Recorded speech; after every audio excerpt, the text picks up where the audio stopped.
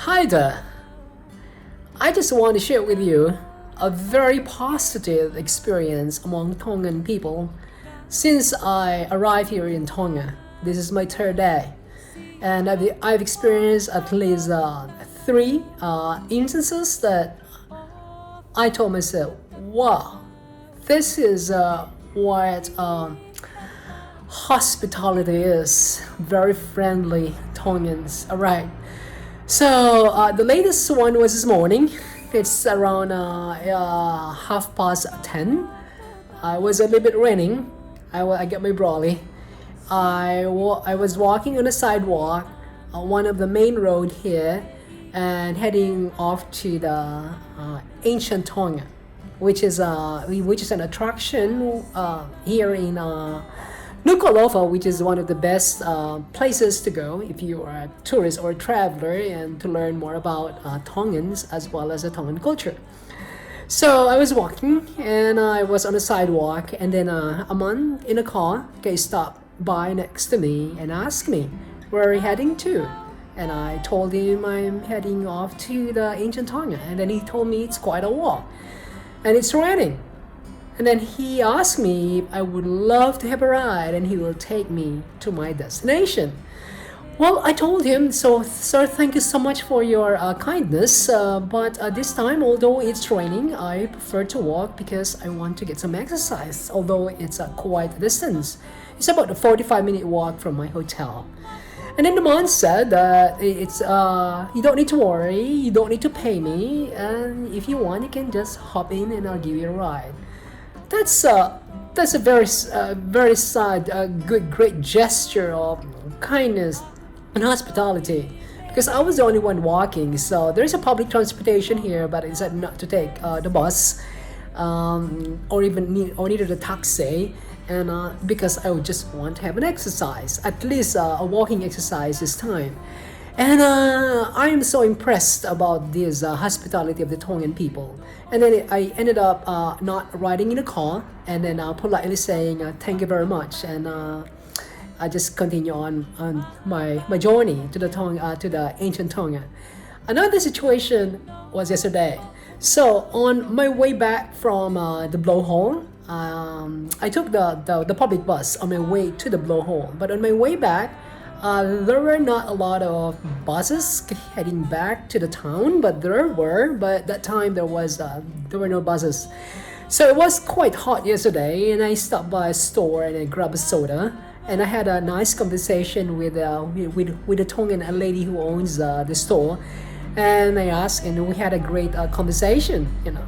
And then I asked her, will there be several buses passing by? And then she said yes, just wait if you would, because I'm heading back to the town. And then I've been waiting for about 20 minutes, and no bus was heading back to the town from the other side of the city. So she asked me if I would like to have a ride. Apparently she's heading back to the town, to the town, and then she asked me if I want to have a ride. All right, the same thing. So I got my ride from that store close to the blowhole, and another gesture that Tongans are really very hospitable people. That's not the only one. Yeah, upon my arrival as well, so same thing happened, and people will just help you out, and then offer you and smile at you, and then talk to you. You smile at them, they will smile as well. Start the conversation, and they have their own language, Tongan language, but they speak English as well. As a matter of fact, they speak great English, because English is also a language here in Tonga. It's being taught in schools. And I have been walking around here in Nuku'alofa since yesterday, riding a public transportation, and I feel the sincerity of the Tongan people. Even the owner of the hotel I'm staying, so they make sure that I am in a good condition, and then they check on me every now and then you can feel the smile, you can feel home. Although this is a business, it feels not a business, you know. It's just like home. And this is something it's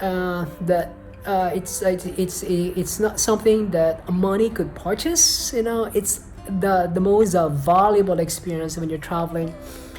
You see people, and then you see it in a different perspective, and how they open up their hands and hospitality. So I would say this is one of the most important experiences that I had in Tonga. I had several experiences in other countries as well in this travel, in Micronesia, in the Philippines, as well as in Tonga. I hope this learning experience is true to all places, but apparently it isn't. So something that very slim to happen in the Western world and the States. Now here actually you can sleep with your doors open, and cool, very safe a place. It's no need to worry. The only worry that you're gonna have here are dogs. There's tons and tons of dogs everywhere. So actually, there was one occasion that a couple of dogs guys started barking at me, and now I found the trick. So when a dog start barking, you just stop and pretend that you are peeing a rock, and then I have a stick. In my case, I always have my brolly, so that's my defense. So, but they did not run after me actually. But each time I'm walking, I just make sure that I skip the small narrow road, the residential area, because you know dogs they are security, and they are they protect their area. So whenever I walk, I keep walking basically on the main road. But dogs, lots and lots and lots of dogs here. All right, so hands are shaking. So those are some of the positive experiences that I had here in Tongan. Tongan, you're one of the best here in the South Pacific. Again, traveling is not arriving to a new destination. It is looking at the world in a different perspective. Bye for now. It's Friday, okay? TGI Friday. Cheers. Here in my room and see Tongan art here. Bye for now. Cheers.